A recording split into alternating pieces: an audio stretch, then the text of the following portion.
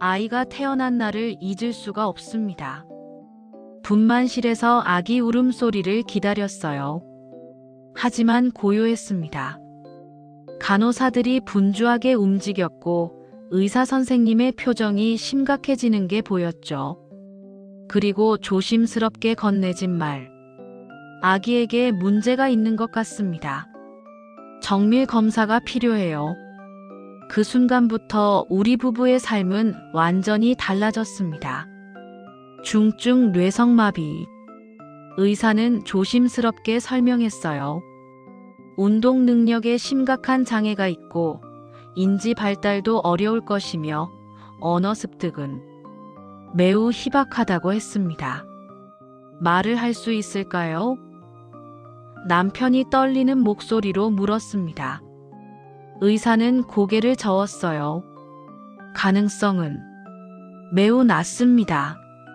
신생아실 유리창 너머로 아이를 봤습니다. 작고 연약한 우리 아기. 다른 아기들처럼 손발을 움직이지 못했고 눈도 제대로 뜨지 못했어요. 제 가슴이 찢어지는 것 같았습니다. 하나님, 왜요? 왜 우리 아기에게 이런 일이? 첫 100일, 첫 돌이 지나갔습니다. 다른 아이들은 엄마 아빠를 부르기 시작할 때였어요. 친구들이 아기 영상을 보내왔습니다. 엄마하며 손 흔드는 아기들. 우리 아이는 그저 누워서 천장만 바라볼 뿐이었죠. 병원과 치료실을 전전했습니다. 재활치료, 언어치료, 작업치료. 매주 3번씩 병원에 갔어요. 아이를 안고 치료실에 들어갈 때마다 다른 부모들의 시선이 느껴졌습니다. 동정, 연민, 아니면 안도였을까요? 다행히 우리 아이는 아니구나 하는. 어느 날은 시어머니께서 오셨습니다. 아이를 보시더니 눈물을 흘리셨어요. 왜 이런 아이를 낳았니? 아기는 없으셨을 겁니다. 하지만 그 말이 제 가슴에 비수처럼 박혔어요. 밤에 아이를 안고 한없이 울었습니다. 미안해, 아가. 엄마가 미안해. 무엇이 미안한지도 모르면서 그저 미안했습니다. 두 돌이 되어도 아이는 말 한마디 하지 못했습니다. 소리조차 제대로 내지 못했어요. 치료사 선생님은 조금씩 나아지고 있어요 라고 했지만 제 눈에는 변화가 보이지 않았습니다. 어느 일요일 남편이 조심스럽게 말했어요. 교회에 가볼까요? 우리 아이를 위해 기도해야 할 것 같아요. 솔직히 망설였습니다. 교회에 가면 사람들 시선이 무서웠어요. 장애가 있는 아이네 하는 수군거림이 들릴 것 같았습니다. 하지만 남편의 눈빛이 간절했어요. 우리에게 다른 선택지가 있었을까요? 첫 주일 교회 문을 열고 들어서는데 다리가 후들거렸습니다. 아이를 안은 채 맨 뒷자리에 조용히 앉았어요. 사람들이 힐끔힐끔 쳐다봤습니다. 아이가 이상한 소리를 냈고 몸을 비틀었죠. 저는 고개를 숙였습니다. 예배 중에 아이가 소리를 냈어요. 아, 알아들을 수 없는 소리였습니다. 앞자리 분들이 돌아봤고 저는 황급히 아이를 달랬어요. 얼굴이 화끈거렸습니다. 역시 오지 말걸. 그런데 예배 후 한 권사님이 다가오셨습니다. 아가 참 예쁘네요. 이름이 뭐예요? 그 따뜻한 말 한마디에 눈물이 터져 나왔습니다. 예쁘다고 처음으로 그런 말을 들었어요. 장애가 있다는 말도 안 됐다는 말도 아닌 그저 예쁘다고. 그날부터 우리는 매주 교회에 나갔습니다. 늘 맨 뒷자리였어요. 아이가 소리를 내도 몸을 비틀어도 빨리 나갈 수 있게요. 찬양이 울려 퍼질 때, 설교가 이어질 때 아이는 그저 제 품에 안겨 있었습니다. 사람들은 가끔 물었어요. 아이가 이해나 할까요? 속으로는 저도 같은 질문을 했습니다. 이 아이가 무엇을 알까? 하나님을 알까? 찬양을 알까? 그저 형식적으로 다니는 건 아닐까? 하지만 남편은 말했습니다. 말은 못해도 하나님은 우리 아이의 영혼을 보고 계셔. 우리가 이해 못해도 하나님은 아시잖아. 3년이 흘렀습니다. 아이는 5살이 되었어요. 여전히 말을 하지 못했고 걷지도 못했습니다. 치료는 계속되었지만 눈에 띄는 발전은 없었어요. 의사는 여전히 고개를 저었고 최선을 다하고 있습니다라는 말만 반복했습니다. 어느 토요일 밤 저는 혼자 앉아 울었습니다. 치료비는 계속 들어갔고 남편은 과로로 쓰러질 것 같았어요. 저 역시 지쳐갔습니다. 아이를 안고 매일 재활치료를 받으러 다니는 게 버거웠어요. 하나님, 왜 응답하지 않으세요? 왜 우리 아이를 고쳐주지 않으세요? 기도했지만 하늘은 침묵했습니다. 아니, 제게는 침묵처럼 들렸어요. 그 다음 날이 주일이었습니다. 평소처럼 아이를 안고 교회 맨 뒷자리에 앉았어요. 목사님은 성찬식을 준비하셨고 성도들은 조용히 기도 시간을 가졌습니다. 목사님의 기도가 이어졌어요. 주님, 우리는 연약합니다. 우리의 힘으로는 아무것도 할 수 없는 존재입니다. 하지만 주님은 능력의 하나님이시며 우리의 연약함 속에서 강하게 역사하시는 분이십니다. 우리 가운데 계신 모든 분들, 특히 고통 중에 있는 분들을 기억해 주옵소서. 그 기도를 들으며 또 눈물이 났습니다. 우리 아이도 기억해 주세요, 주님. 목사님의 기도가 끝나갈 즈음이었습니다. 예수님의 이름으로 기도합니다. 아멘. 온 회중이 한 목소리로 화답했어요. 그리고 조용해지려는 찰나였습니다. 아멘. 무척 작은 소리였어요. 떨리고 서툴고 분명하지 않은 발음이었습니다. 하지만 분명히 들렸어요. 제 품에 안긴 아이의 입에서 나온 소리였습니다. 아멘. 순간 시간이 멈춘 것 같았어요. 주변 사람들이 고개를 돌렸습니다. 남편이 제 손을 꽉 잡았어요. 저는 아이를 내려다봤습니다. 아이가 저를 보고 있었습니다. 분명하게. 그리고 다시 한번 더 또렷하게. 아멘. 그 순간 제가 무너졌습니다. 아이를 와락 껴안고 울음을 터뜨렸어요. 남편도 울기 시작했고 옆자리 권사님도 앞자리 집사님도 눈물을 흘리셨습니다. 5년입니다. 5년 동안 기다렸어요. 엄마도 아니고 아빠도 아니었습니다. 우리 아이가 생애 처음으로 한 말은 아멘이었어요. 누가 가르쳐 준 것도 아니었습니다. 흉내 내라고 시킨 적도 없었어요. 하지만 아이는 자신의 방식으로 하나님께 응답했습니다. 목사님이 다가오셨어요. 눈가가 붉어진 채로 아이의 머리에 손을 얹으셨습니다. 하나님이 이 아이의 기도를 들으셨습니다. 그 말씀에 또 울었습니다. 기도라니. 아이의 그 작은 아멘이 기도였다니. 세상이 볼 때는 불분명한 발음이었지만 하나님께는 가장 분명한 고백이었던 거예요. 사람들이 모여들었습니다. 함께 울어주셨고 함께 기도해 주셨어요. 그날 예배는 평소보다 한참 늦게 끝났습니다. 하지만 아무도 서두르지 않았어요. 모두가 그 기적의 순간을 나누고 싶어 했습니다. 집으로 돌아오는 차 안에서 남편이 말했어요. 하나님이 응답하지 않으신 게 아니었어. 우리가 원하는 방식이 아니었을 뿐이야. 맞았습니다.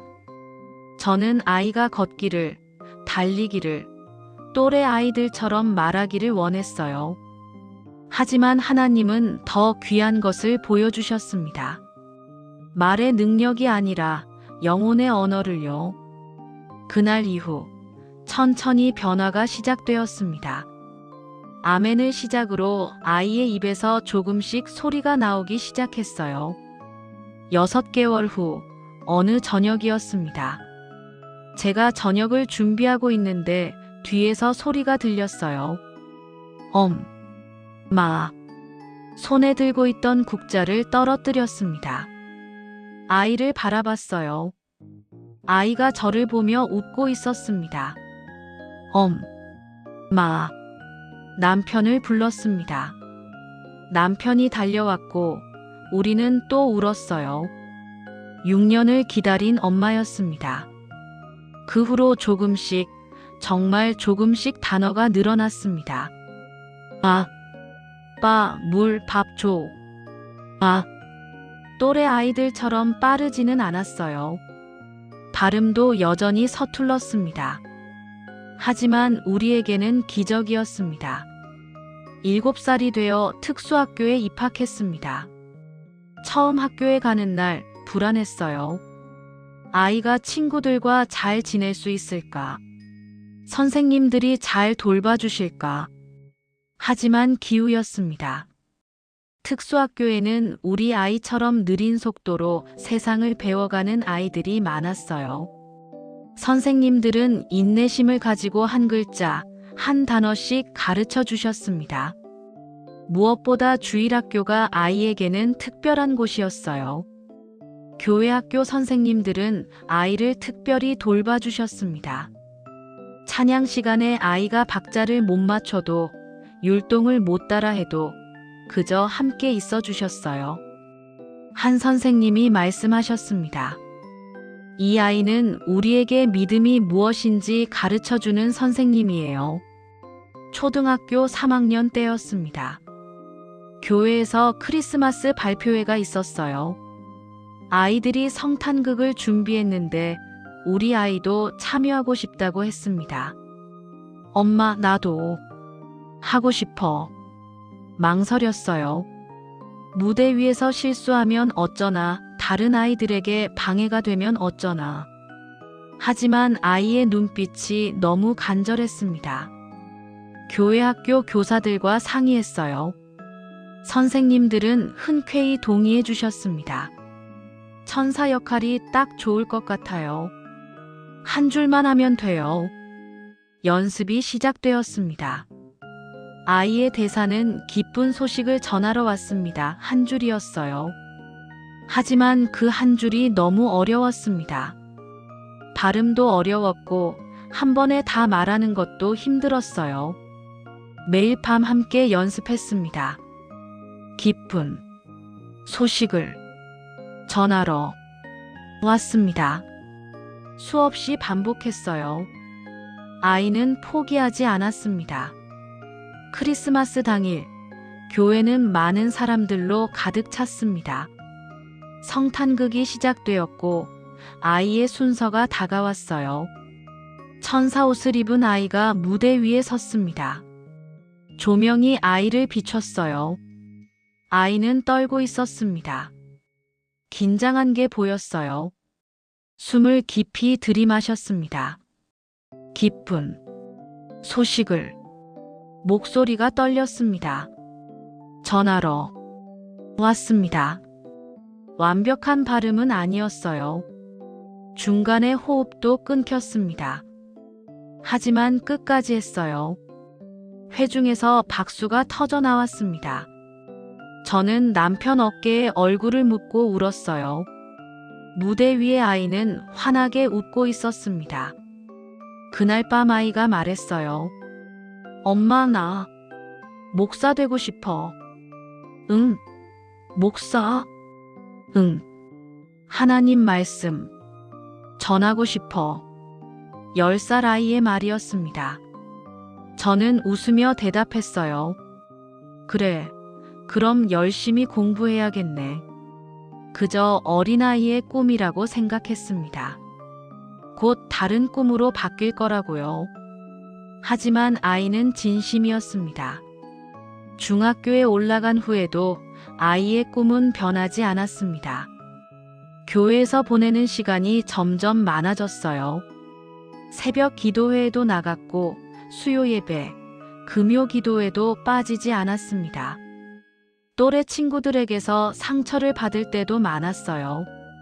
어느 날 학교에서 울며 돌아왔습니다. 엄마, 애들이 나보고 바보래. 가슴이 무너졌습니다. 아이를 안으며 위로했어요. 넌 바보가 아니야. 하나님이 특별하게 만드신 거야. 하나님이 왜 날 이렇게 만들었어? 대답할 수 없었습니다. 저도 수없이 했던 질문이었으니까요. 하지만 아이는 스스로 답을 찾아갔습니다. 성경을 읽으며 기도하며 예배드리며 교회가 아이에게는 유일한 안식처였어요. 고등학교 3학년 겨울이었습니다. 수능을 마치고 진로를 정해야 하는 시기였어요. 담임 선생님이 저를 따로 부르셨습니다. 어머니, 솔직히 일반 대학 진학은 어려울 것 같습니다. 특수학교에서 배울 수 있는 직업훈련 프로그램이 있는데 고개를 끄덕였습니다. 현실적으로 맞는 말이었으니까요. 그런데 아이가 말했습니다. 선생님, 저 신학대학 가고 싶어요. 선생님은 당황하셨어요. 저도 놀랐습니다. 신학대학? 네. 목사 되고 싶어요. 집에 돌아와 남편과 의논했습니다. 남편은 진지하게 아이와 대화를 나눴어요. 왜 목사가 되고 싶은데? 아이가 대답했습니다. 하나님이 나를 살리셨어요. 말 못할 줄 알았는데 말할 수 있게 해주셨어요. 이제 나도 하나님 이야기 전하고 싶어요. 그 진심이 느껴졌습니다. 하지만 걱정도 컸어요. 신학대학 공부가 얼마나 어려운데. 게다가 목사가 되려면 목사님을 찾아갔습니다. 아이의 꿈을 말씀드렸어요. 목사님은 한참을 생각하시더니 말씀하셨습니다. 불가능해 보이죠? 하지만 이 아이가 아멘을 한 것도 불가능이었습니다. 하나님이 부르셨다면 길을 여실 겁니다. 그 말씀에 용기를 얻었습니다. 신학대학에 원서를 넣었어요. 면접을 보러 갔습니다. 교수님들 앞에서 아이가 자기소개를 했어요. 저는 중증장애를 가지고 태어났습니다. 5살까지 말을 못했어요. 하지만 하나님이 제 입을 여셨습니다. 이제 저도 하나님의 입이 되고 싶습니다. 떨리는 목소리였지만 진심이 담겨 있었습니다. 합격 통지서가 왔습니다. 믿을 수 없었어요. 신학대학의 합격이라니. 대학 생활은 쉽지 않았습니다. 첫 학기 첫날 교수님이 말씀하셨어요. 오늘 배운 내용을 다음 시간까지 요약해서 제출하세요. 다른 학생들은 노트북으로 타이핑했지만 우리 아이는 손으로 쓰는 것도 느렸어요. 녹음기를 들고 다니며 강의를 녹음했고 집에 와서 반복해서 들으며 공부했습니다. 친구들이 도와주었어요. 노트 필기를 복사해주고 함께 스터디를 하며 설명해 주었습니다. 교수님들도 배려해 주셨어요. 과제 제출 기한을 조금 연장해 주시거나 구두 시험으로 대체해 주시기도 했습니다. 가장 힘들었던 건 설교학 시간이었습니다. 3학년 때 첫 설교 실습이 있었어요. 학생들이 돌아가며 강단에 서서 설교를 하는 시간이었습니다. 다른 학생들은 유창하게 말했어요. 목소리도 크고 명확했습니다. 우리 아이의 차례가 왔을 때 저는 교실 맨 뒤에서 지켜봤어요. 아이가 강단에 올라섰습니다. 떨리는 손으로 성경을 펼쳤어요. 오늘 본문은 고린도후서 12장 9절입니다. 천천히 한 단어씩 읽었습니다. 나의 은혜가 내게 족하도다. 이는 내 능력이 약한 데서 온전하여짐이라. 발음이 완벽하지 않았어요. 중간중간 호흡도 끊겼습니다. 하지만 계속 이어갔어요. 저는 약합니다. 태어날 때부터 약했습니다.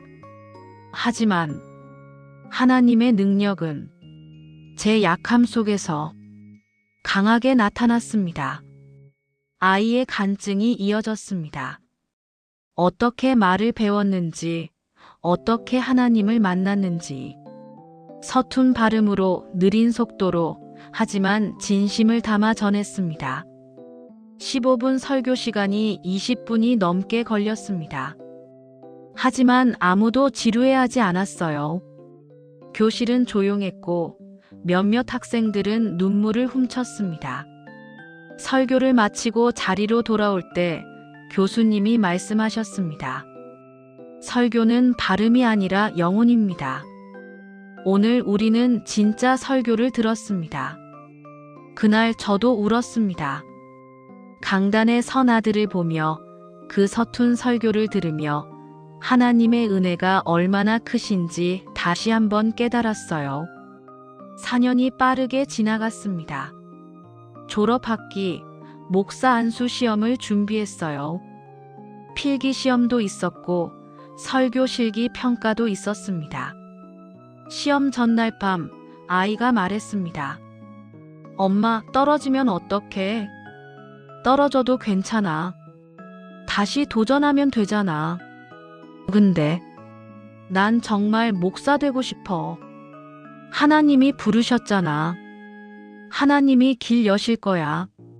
시험 당일 심사위원 교수님들 앞에서 설교를 했습니다. 준비한 설교 제목은 약한 자를 통한 강한 증거였어요. 아이는 떨지 않았습니다. 천천히 또박또박 자신의 이야기를 전했어요. 어떻게 하나님이 자신의 인생에 역사하셨는지를요. 심사가 끝나고 기다리는 시간이 길게 느껴졌습니다. 그리고 결과가 나왔어요. 합격. 만장일치 합격이었습니다. 심사위원장 교수님이 말씀하셨어요. 당신은 이미 설교자입니다. 당신의 삶 자체가 설교입니다. 안수식 날이 다가왔습니다. 안수식은 우리 아이가 어릴 적부터 다녔던 바로 그 교회에서 열렸어요. 맨 뒷자리에 앉아 처음 아멘을 했던 그곳에서요. 교회는 사람들로 가득 찼습니다. 가족들, 신학교 동기들, 교수님들, 그리고 우리 아이를 어릴 때부터 지켜봐 주신 성도님들, 특수학교 선생님들도 오셨어요. 교회학교 교사들도 왔고 치료사 선생님들도 자리를 함께 했습니다. 안수식이 시작되었습니다. 목사님들이 강단 앞으로 나왔어요. 우리 아이는 그 앞에 무릎을 꿇었습니다. 목사님들이 아이의 머리에 손을 얹고 기도하기 시작했어요. 하나님, 이 종을 목사로 세워주시니 감사합니다. 연약하지만 당신의 능력으로 강하게 하시고 서툴지만 당신의 은혜로 온전케 하옵소서. 저는 남편 손을 잡고 울었습니다. 20년이 넘는 세월이 주마등처럼 스쳐 지나갔어요. 신생아실에서 처음 본 작고 연약한 아기. 말을 할 가능성이 희박합니다던 의사의 말. 5년을 기다린 첫 아멘. 그리고 지금 목사 안수를 받는 이 순간. 기도가 끝나고 아이가 일어섰습니다. 이제는 목사라는 호칭이 붙은 우리 아들이었어요. 첫 설교 시간이 왔습니다. 아이가 강단에 올랐어요. 어릴 때 늘 앉아있던 맨 뒷자리를 바라보며 시작했습니다. 제목은 생애 처음 아멘하던 그날입니다. 그리고 자신의 이야기를 시작했어요. 저는 5살까지 말을 못했습니다. 이 자리, 저기, 맨 뒷자리에서 엄마 품에 안겨 예배를 드렸어요. 아무것도 이해하지 못했고 아무 말도 할 수 없었습니다. 회중은 숨죽이며 들었습니다. 하지만 하나님은 포기하지 않으셨어요. 제가 아무 말도 못할 때 하나님은 제 영혼의 소리를 들으셨습니다. 그리고 때가 되었을 때 제 입을 여셨어요. 목소리가 떨렸지만 멈추지 않았습니다. 첫 마디가 엄마도 아빠도 아니었어요. 아멘이었습니다. 하나님께 먼저 대답했어요. 그게 제 첫 고백이었습니다. 아이는 계속 이야기했습니다. 어떻게 학교를 다녔는지, 어떻게 친구들에게 상처받았는지, 그리고 어떻게 하나님이 치유하셨는지를요. 지금도 제 발음은 완벽하지 않습니다. 말도 느립니다. 하지만 하나님은 완벽한 발음을 원하지 않으세요. 진심을 원하십니다. 그리고 마지막으로 말했습니다. 여러분, 혹시 자신이 부족하다고 생각하시나요? 하나님께 쓰임받기에 부족하다고요? 아닙니다. 하나님은 약한 자를 통해 강하게 일하십니다. 저처럼요. 설교가 끝났습니다. 침묵이 흘렀어요. 그리고 박수가 터져 나왔습니다. 사람들이 일어서며 박수를 쳤고 울음소리가 여기저기서 들렸습니다. 아이가 강단에서 내려왔어요. 저에게 다가와 안겼습니다. 엄마, 해냈어. 응, 잘했어. 정말 잘했어. 그날 밤 집으로 돌아와 가족이 함께 기도했습니다. 감사의 기도였어요. 지금 저는 이 이야기를 여러분께 전하고 있습니다. 우리 아들은 현재 작은 교회를 섬기고 있어요. 교인이 많지 않은 시골 교회입니다. 하지만 아들은 행복합니다. 매주 강단에 서서 하나님의 말씀을 전합니다. 발음은 여전히 서툽니다. 설교 속도도 다른 목사님들보다 느려요. 30분 설교를 하려면 거의 50분이 걸립니다. 하지만 성도들은 불평하지 않아요. 오히려 목사님 설교는 가슴에 닿아요라고 말씀하십니다. 얼마 전 한 권사님이 간증하셨어요. 목사님 설교를 들으면 하나님이 정말 살아계시다는 걸 느낍니다. 완벽하지 않아도 느려도 하나님은 쓰실 수 있다는 걸 배웁니다. 지난주에는 아들이 전화를 했어요. 엄마, 오늘 한 청년이 세례를 받았어. 그 청년이 그러는 거야. 목사님 보면서 용기를 얻었대. 자기도 부족하지만 하나님께 쓰임받을 수 있다는 걸 알았대. 그 말을 듣고 또 울었습니다. 하나님의 계획이 이렇게 크셨구나. 우리 아이를 통해 다른 사람들에게까지 희망을 주시는구나. 오늘 이 간증을 마치며 35년 전으로 돌아갑니다. 맨 뒷자리에 조용히 앉아있던 그 5살 아이. 처음으로 아멘을 고백했던 그 순간으로요. 그때 저는 몰랐습니다. 그 작은 아멘이 시작이 될 줄을요. 그 아이가 언젠가 강단에 서서 수많은 사람들에게 아멘을 외칠 줄을요. 의사는 가능성이 희박하다고 했습니다. 맞았어요. 사람의 가능성으로는 희박했습니다. 하지만 하나님의 가능성은 무한했습니다. 그 맨 뒷자리에서 시작된 여정이 이제 강단까지 이어졌어요. 듣던 자리에서 전하는 자리로, 받던 자리에서 주는 자리로. 하나님의 은혜가 아니면 불가능한 일이었습니다. 이제 제가 여러분께 묻고 싶습니다. 혹시 여러분도 누군가에게 불가능하다는 말을 들으신 적 있나요? 너무 약하다고, 부족하다고, 자격이 없다고 들으셨나요? 포기하지 마세요. 하나님은 불가능을 가능으로 바꾸시는 분입니다. 가장 약한 자를 통해 가장 강하게 일하시는 분이에요. 제 아들이 그 증거입니다. 아멘이라는 한 단어에서 시작된 기적. 그 기적은 지금도 계속되고 있습니다. 이 이야기가 잠시라도 마음의 위로가 되었다면 구독과 좋아로 더 많은 분들에게 이 희망의 이야기가 전해지기를 바랍니다. 여러분의 삶에도 하나님의 기적이 일어나기를 기도합니다. 아멘.